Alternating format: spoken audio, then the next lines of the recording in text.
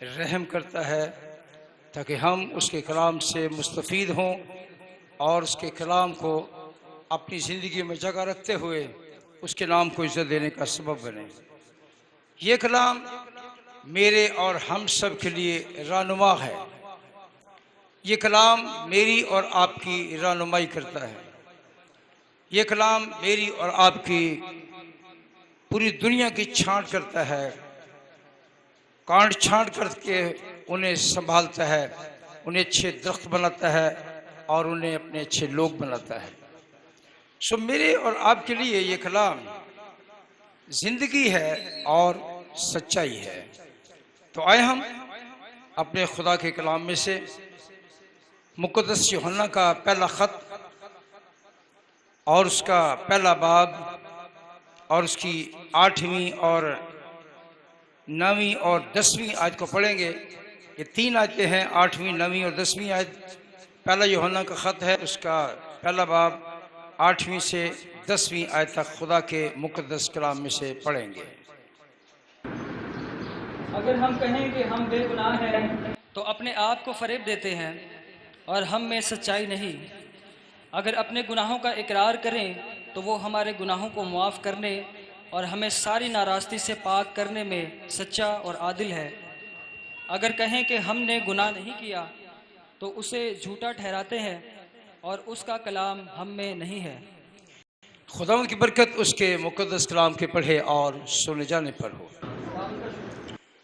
खुदा का मुक़द्दस बंदा जिसको चुना गया कि वो उसका कलाम दुनिया में आम करे और इसमें खुदा के लोगों के लिए जो खुदा यीशु मसीह पर ईमान ले आए, गुनाहों से आज़ाद हुए, कलाम में लिखा है कि वो मुक़द्दसीन में शामिल हो गए। तो मुक़द्दसीन से खुदा हम कलाम है और इसकी 9वीं आयत है जो बड़ी अहम है। अगर अपने गुनाहों का इकरार करें तो वो हमारे गुनाहों के मुआफ़ करने और हमें सारी नाराज़गी से पाक करने में सच्चा और आदिल है। 8वीं आयत में आपने सुना कि अगर हम कहें कि हम बेगुनाह हैं, अगर हम कहें कि हम बेगुनाह हैं तो अपने आप को फरेब देते हैं, क्योंकि इब्लीस ने शुरू ही से इंसान को फरेब दिया है और इंसान फरेब करके खुदा से जुदा हो गया, अलग हो गया। लेकिन खुदा ने इसका इंतज़ाम किया कि दोबारा से इंसान का उसके साथ मेल हो जाए। हम यहाँ देखते हैं कि खुदा को यहाँ क्या मजबूरी है कि वो इतनी कोशिश कर रहा है कि इंसान जिसको मैंने तख्लीक किया, जिसको मैंने अपने हाथों से बनाया, जिसको मैंने इस कायनात का नायब बनाया, ये पूरी कायनात उसके इख्तियार में दे दी, वो दूसरा आदम भी बना सकता था। लेकिन उस खुदा ने उस आदम को जो इब्लीस के झांसे में आ गया, उसके धोखे में आ गया, मगलूब हो गया या गुमराह हो गया, उसने इंसान को बचाने के लिए इंतजाम किया और वो इंतजाम है उसका बेटा।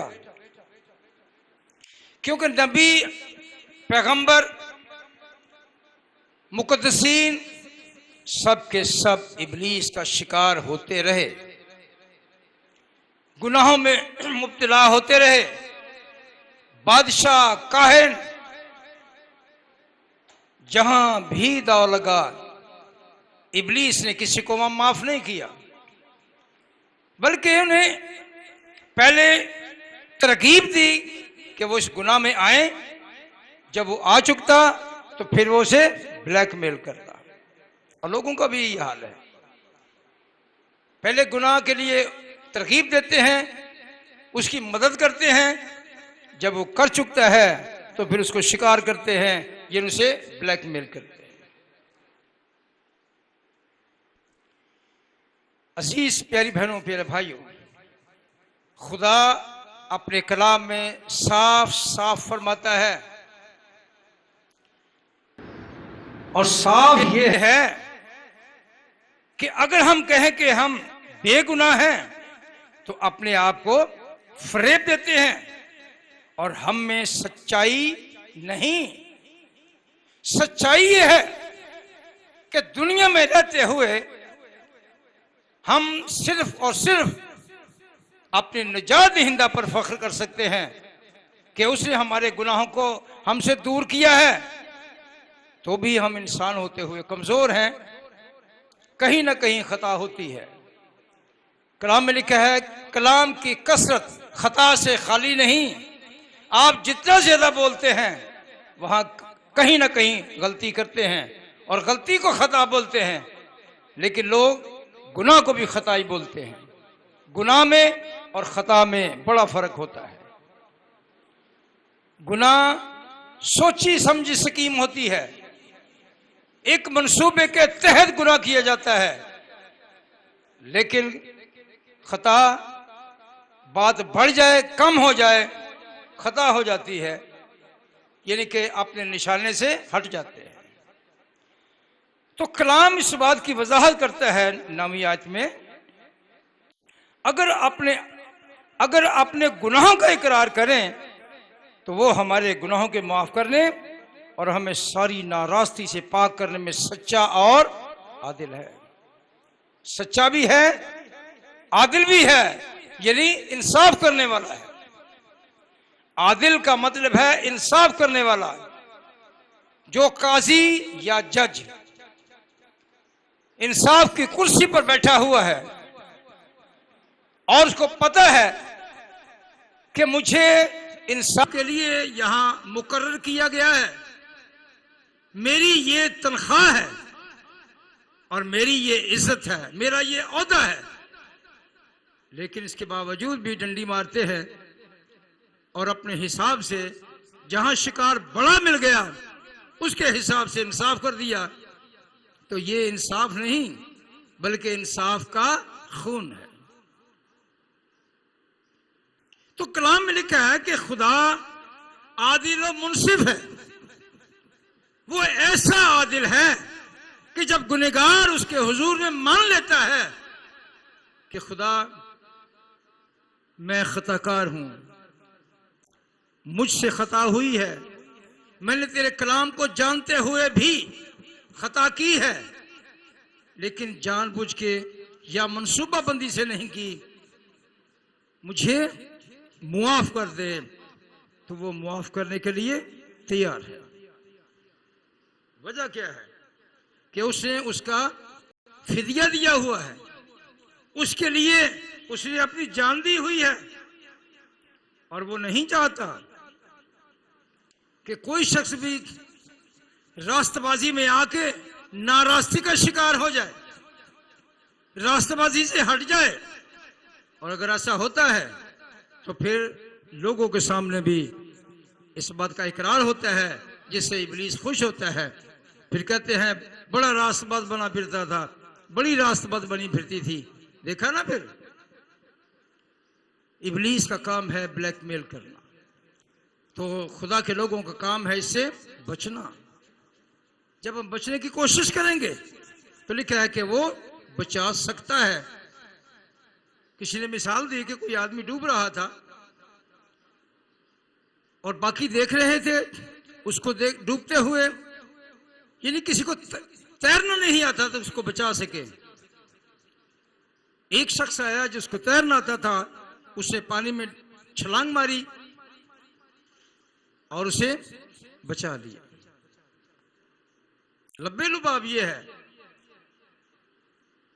कि जिसको तैरना आता है वही बचा सकता है, यानी कि जो कलाम से वाकिफ है वही कलाम को अपने लिए अपनी मुहाफजत के लिए इस्तेमाल कर सकता है, और यही कलाम है जो उसे डूबते हुए को बचा सकता है। सिर्फ देखने से कुछ नहीं होता, मैं कुछ दिन पहले यहाँ कुरंगी जा रहा था, तो चनियोट के सामने से क्रॉस करके मुझे 2.5 नंबर जाना था।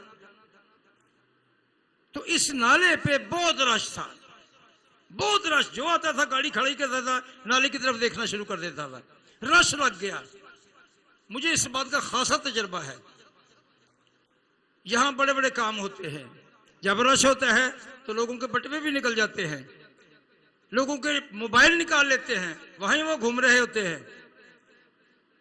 तो मैंने एक बंदे से पूछा चलते चलते, मैं अपनी गाड़ी पे ही था, मैंने कहा क्या हुआ? कहता कोई समझ ही नहीं आ रही। तो बाद में पता लगा कि कुछ दिखाई दिया है, यानी कि कोई बच्चा है या कोई बच्चे हैं, वो मरे हुए नाले में हैं, लेकिन किसी ने किसी की कोई खबर नहीं दी, क्योंकि ये अफवाह थी। तो ये है भेड़ चाल, लोगों को ध्यान लगाना, लोगों को उनकी राह से हटाना, और इब्लीस अपने मंसूबों में कामयाब होता है।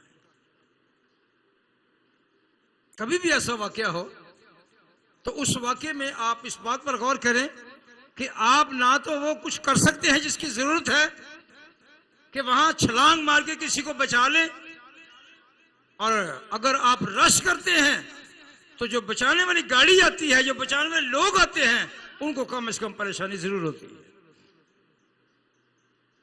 लेकिन समझने और जानने की बात यह है कि हमारा खुदा ये चाहता है कि हम अपने आप को उसके लिए तैयार रखें।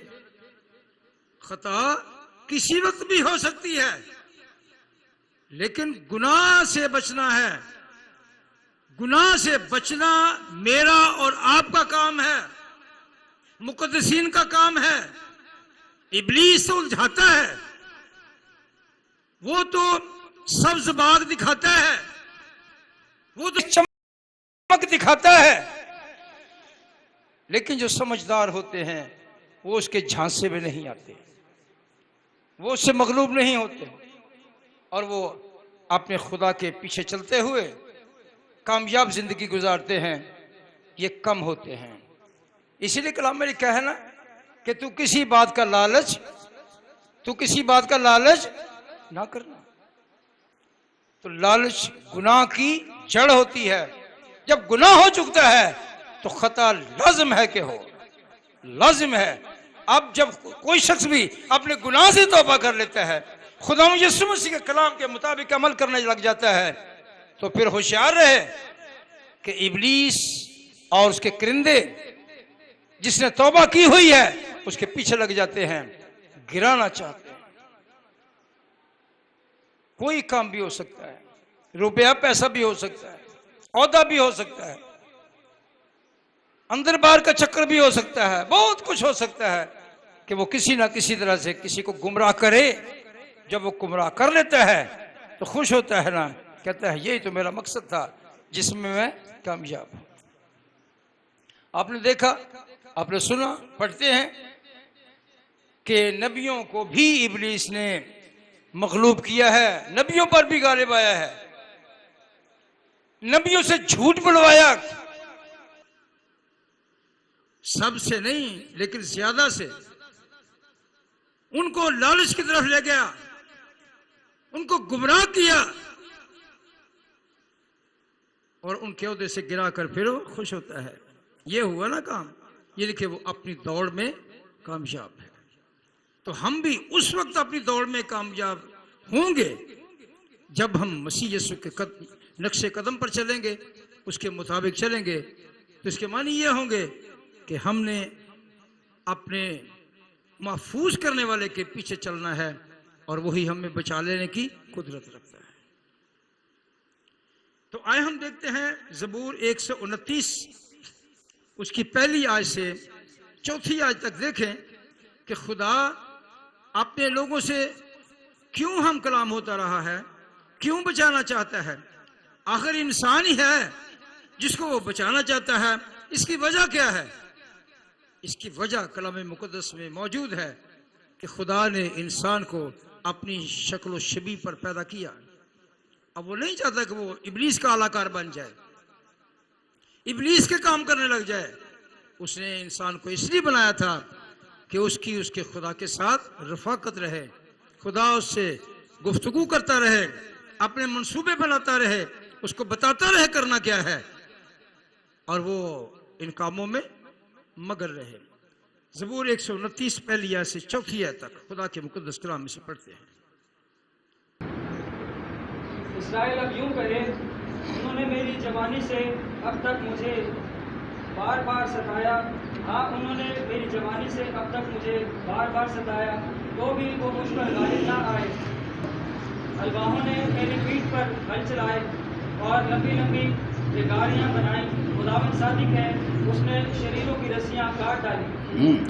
खुदावंद सादिक है, उसने इब्लीस की या शरीर की रस्सियाँ काट डाली ताकि वो मेरे लोगों पर गालिब ना आए। हलवाहूं ये लफ्ज़ ये है, जब ये खेती बाड़ी की जाती है ना जी, तो जो हल चलाया जाता है उससे एक क्यारी बन जाती है, उसे रेगारी बोलते हैं।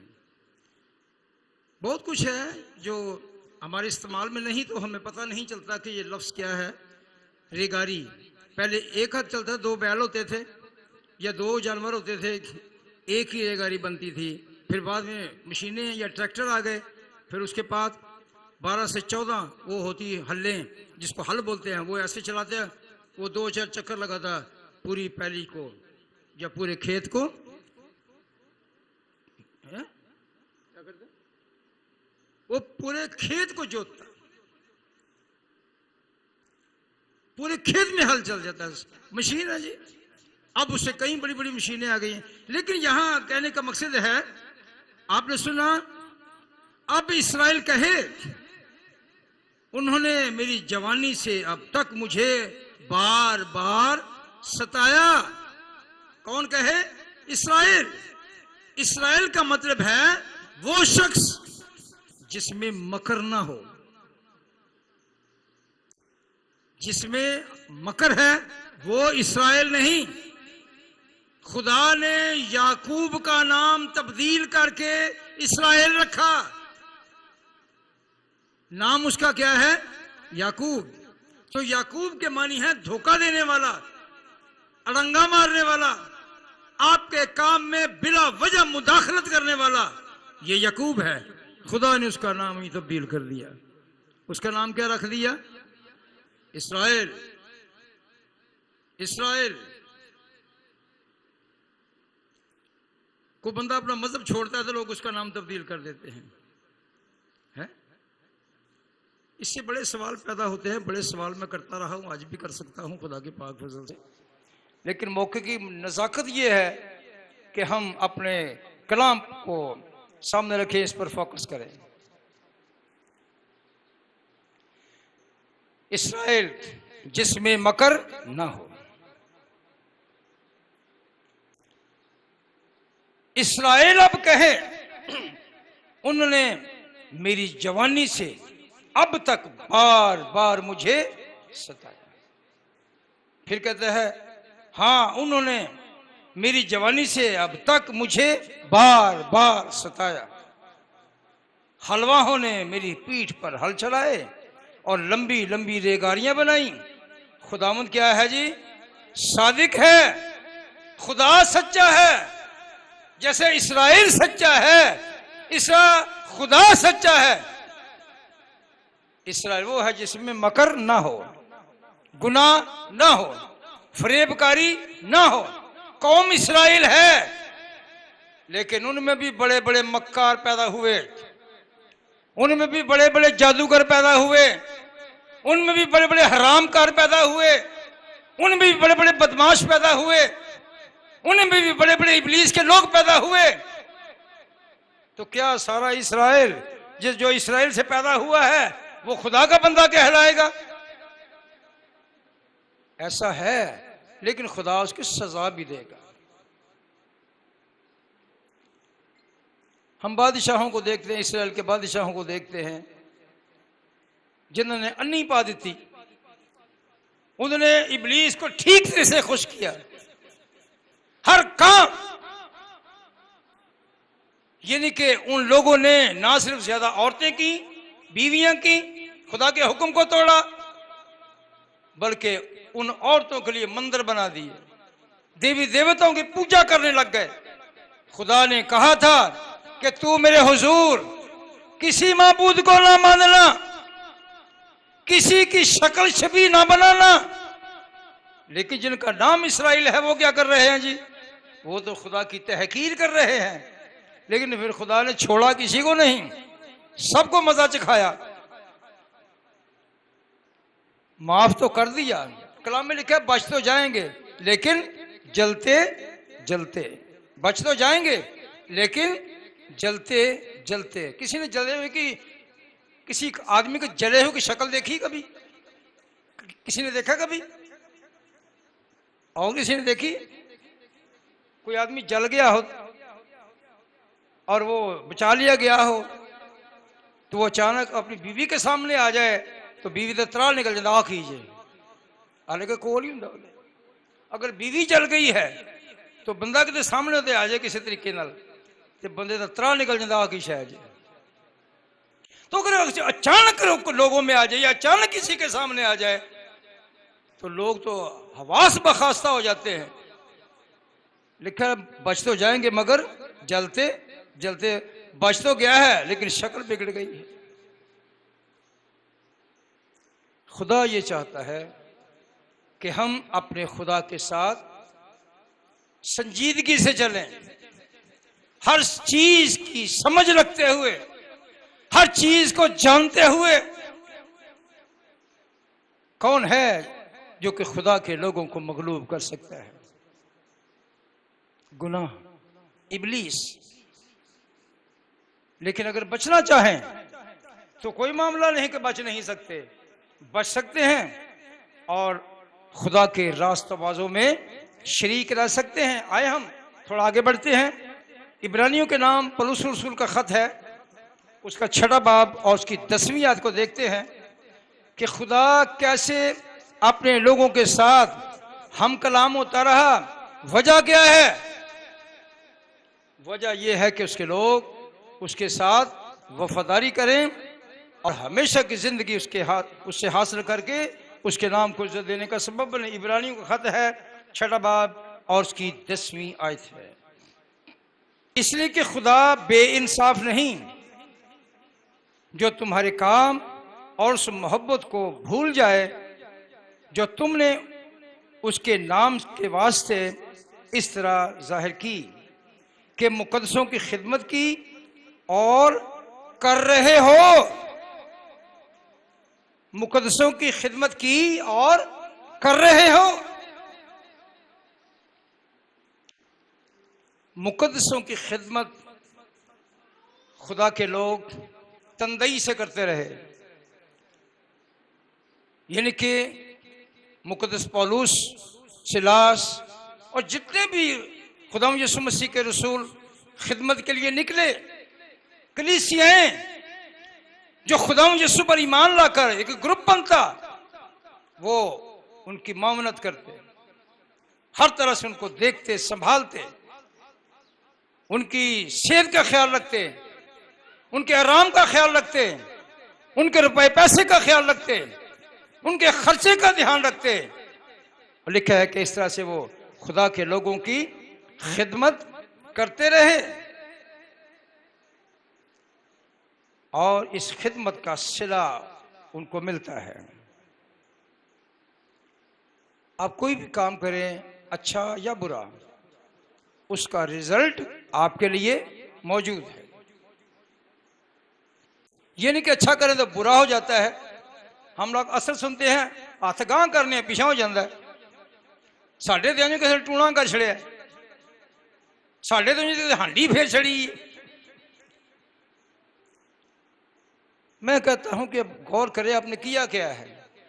कहीं तो कुछ है, अचानक तो कुछ नहीं होता, अनजाने में तो कुछ नहीं होता, कहीं कुछ है। जब तक खुदा आपके साथ है कोई आपका नुकसान नहीं कर सकता। जब तक खुदा आपके साथ है कोई आपका नुकसान नहीं कर सकता, तय है। तो जब खुदा आपके साथ नहीं तो नुकसान करने वाला आपके पास ही खड़ा है। सो हम देखते हैं कि खुदा ये चाहता है कि हम उससे इनाम हासिल करें। वो अपने लोगों को इनामात देना चाहता है। वो अपने लोगों को ना सिर्फ इंसाफ देना चाहता है, ना सिर्फ मुकद्दसीन में शामिल करना चाहता है, बल्कि उन्हें इस सारे मामलात में इनाम भी देना चाहता है। लेकिन इंसान की खसरत में यह है कि सिर्फ इनाम मांगता है, करना कुछ ना पड़े और इनाम मिल जाए। आपने शायद कभी कभी किसी बात पर गौर किया है, जो फौजी होते हैं, कुछ फौजियों को यहाँ एक चिड़ी सी लगी होती है, देखा कभी किसी ने? उसकी वर्दी पे छोटी सी चिड़ी सी लगी हुई है, चिड़िया लगी होती है। किसी को पता है उसकी वजह क्या होती है? क्यों पतरस, किसी को पता है? आपको पता है? बताओ। उसने जहाज से छलांग मारी होती है। फौजी होता है, जो निशाना उसको दिया जाता है पैराशूट वाले को, जहाज जा रहा होता है, जहाज से छलांग मारनी होती है।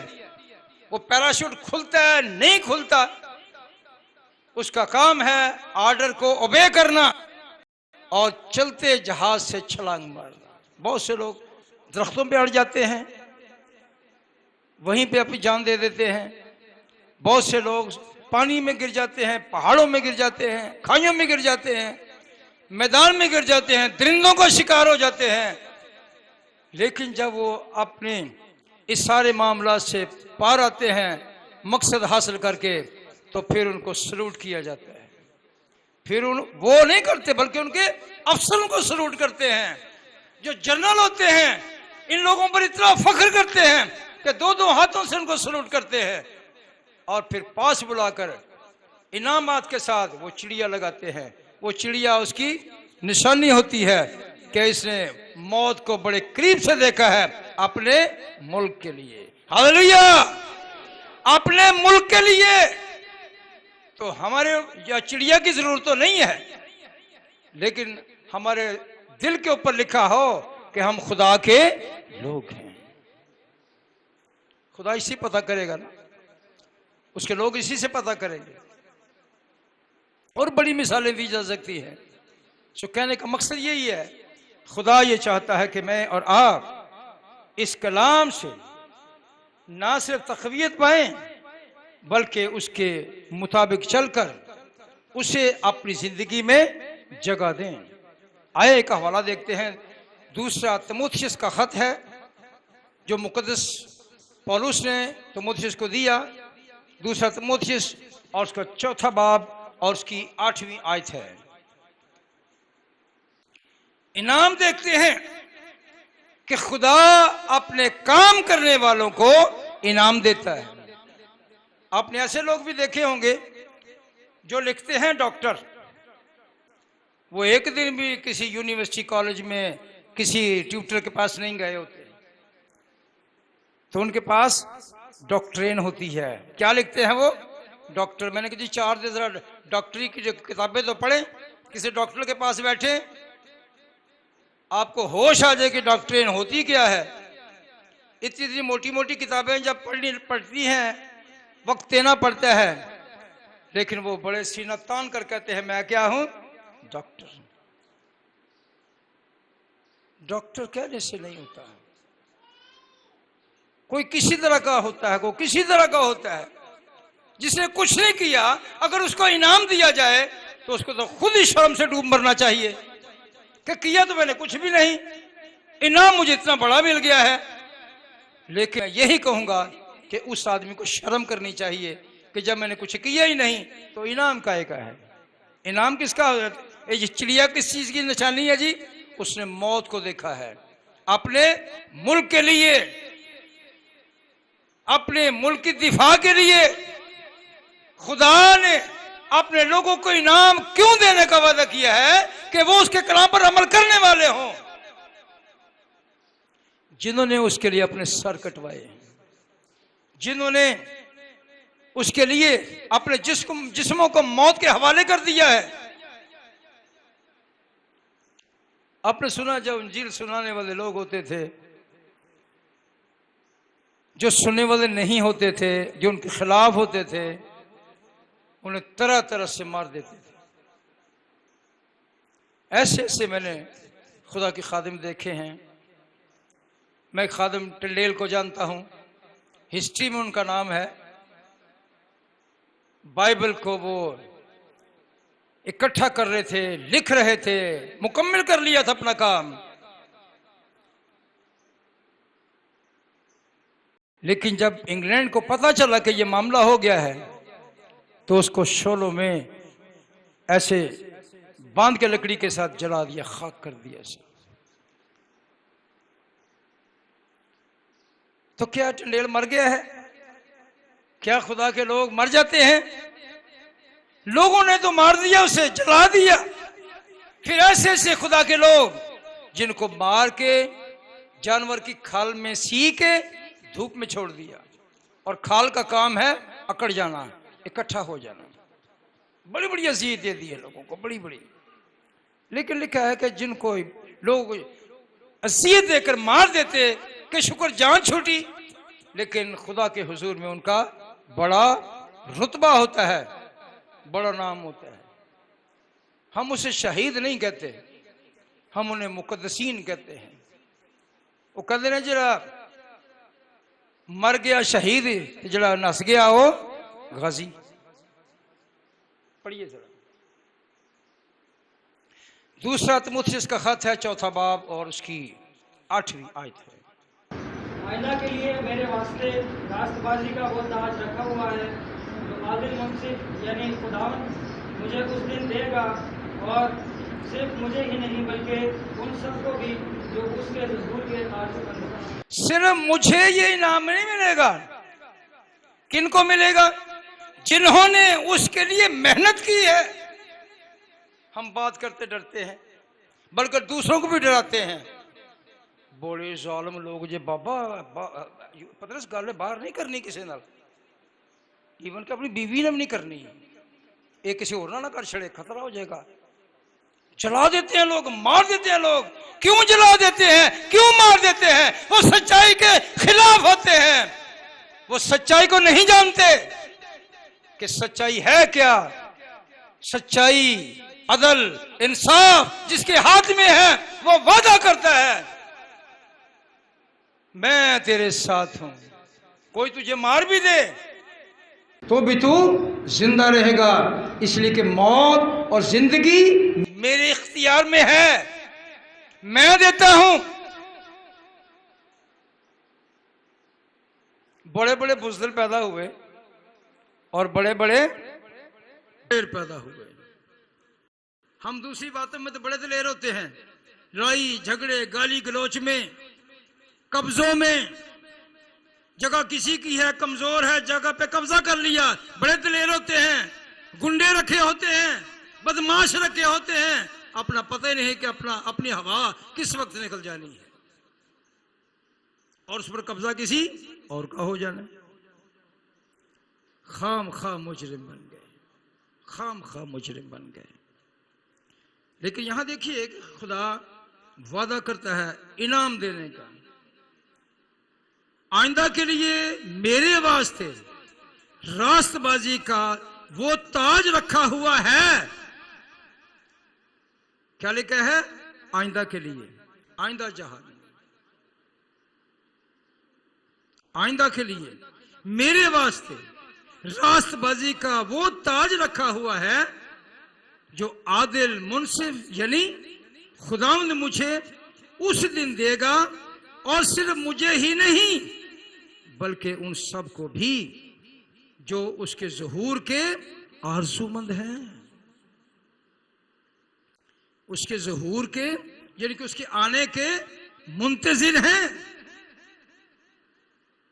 सो लिखा है खुदा ये चाहता है कि उसके लोग उसके मुताबिक चले। जब उसके मुताबिक चलते हैं तो फिर शरीर को परेशानी होती है। अब शरीर को परेशान ही करना है। शरीर का काम है खुदा के लोगों को परेशान करना, और खुदा के लोगों का काम है शरीर को, इब्लीस को परेशान करना। वो कैसे होगा? कि रास्तबाज अपनी राह पर आ जाए, अपने खुदा के साथ वो अहद पैमान जो उसने किए हैं उसके मुताबिक चलना शुरू कर दे। दुआ में वक्त गुजारे, मुताले में वक्त गुजारे।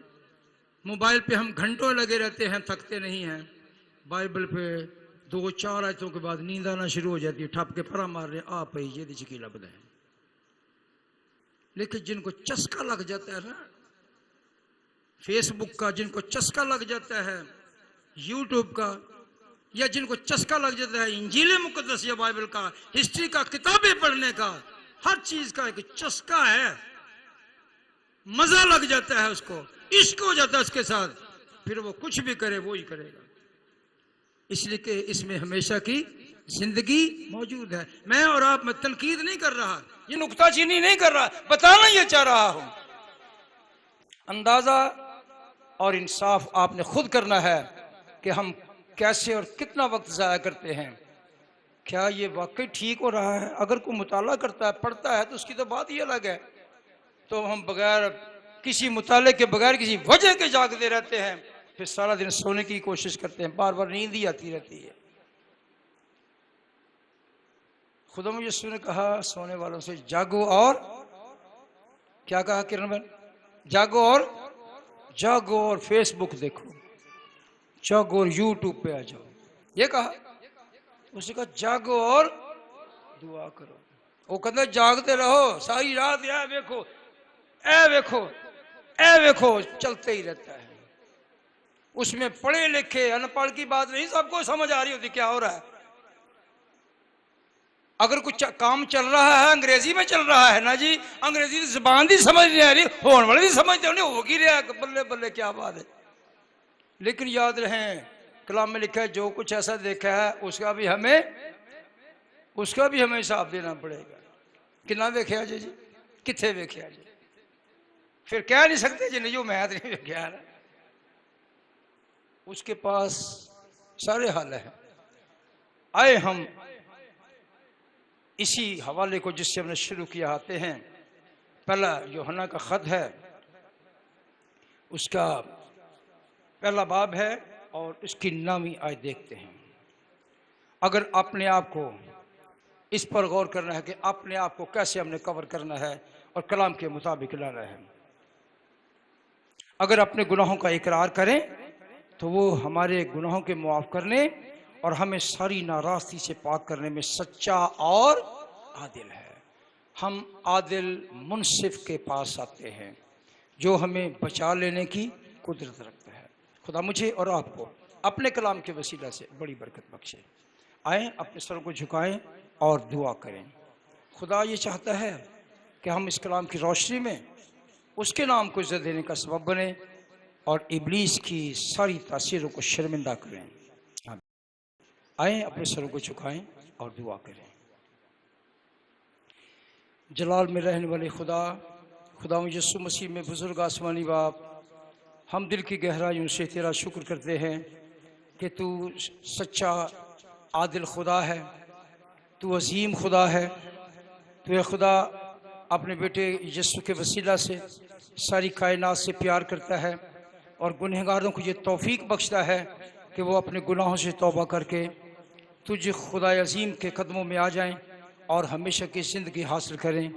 तो मैं तेरा खादिम होते हुए आज की हमदो सलाह के लिए, इस कलाम के लिए जो तूने मुझसे अपने लोगों से किया है, ये कलाम है खुदा एक एक ज़िंदगी में काम करे और ए खुदा हर एक शख्स अपनी कमज़ोरियों से वाकिफ़ हो जाए और ए खुदा तेरा कलाम एक एक शख्स को मजबूत करे और वो इब्लीस पर गालिब आने की तक़वीत पाकर तेरे नाम को इज्जत देने का सबब बने।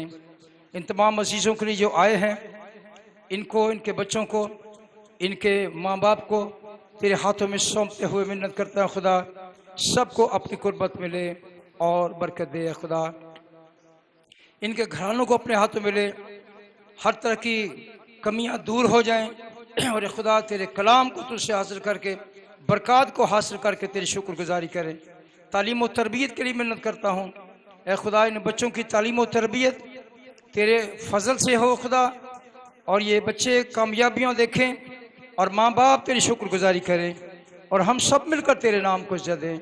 जो बीमार हैं उनके लिए शिफा चाहता हूँ, बेरोज़गार हैं रोज़गार चाहता हूँ, परेशान हैं शादमानी चाहता हूँ।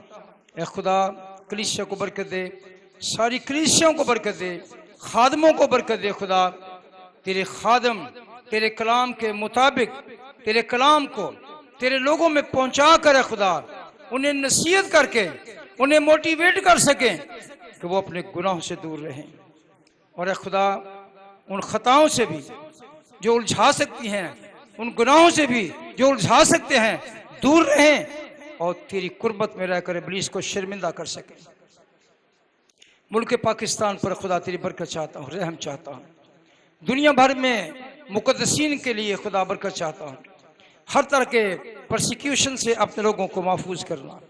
ऐ खुदा जहाँ जहाँ ये हालात हैं वहाँ वहाँ तू मौजूद है। तू अपने नाम और कलाम में अपने लोगों की रहनुमाई करता है। अपने नाम में खुदा अपने लोगों की मदद फरमा, ताकि खुदा बीमार चंगाई हासिल करके तेरी गवाही दे सके, बदरू गिरफ्तार आज़ाद होकर तेरी गवाही दे सके, और हर शख्स तेरी गवाही दे सके कि तुझे यीशु ने मुमकिन किया है। चर्च के सारे कामकाज को तेरे हाथों में सौंपते हैं, ज़रूरतों को तेरे हाथों में सौंपते हैं और मिन्नत करते हैं खुदा तेरा हाथ बढ़े, क्योंकि तू अपनी मुट्ठी खोलता और हर एक की जानदार की ज़रूरत को पूरा करता है। पाक खुदा अपने नाम के वसीला से चर्च की सारी ज़रूरतों को अपने इलाही कर से पूरी करना, बल्कि जहाँ जहाँ ज़रूरियात हैं तेरे इलाही कर से पूरी हों। हम सब की मदद करना ताकि तुझ में रहकर तेरी शुक्रगुजारी करें, मसीह हमारे खुदावंद के वसीला से। आए वो दुआ करें जो खुदा यीशु ने सिखाई है। ऐ हमारे बाप तू जो आसमान पर है, तेरा नाम पाक माना जाए, तेरी बादशाही आए, तेरी मर्जी जैसी आसमान पर पूरी होती है ज़मीन पर भी हो। हमारी रोज़ की रोटी आज हमें दे, और जिस तरह हम अपने कर्जदारों को मुआफ़ करते हैं तो हमारे कर्ज हमें मुआफ़ कर। हमें आजमाइश में न ला बल्कि बुराई से बचा, क्योंकि बादशाहत कुदरत और जलाल हमेशा तेरे हैं, आमीन। अब हमारे खुदा यीशु का फजल, खुदा बाप की मोहब्बत, पाकरू की रिफ़ाक़त और शराकत हम सब पर, कुल ईमानदारों पर, ख़ास कर मुक़द्दसीन पर, कौम बनी इसराइल पर अब से लेकर हमेशा तक होती रहे, आमीन। शुक्रिया। इबादत ख़त्म है। सलामती से जाएं। खुदा आपके साथ हो।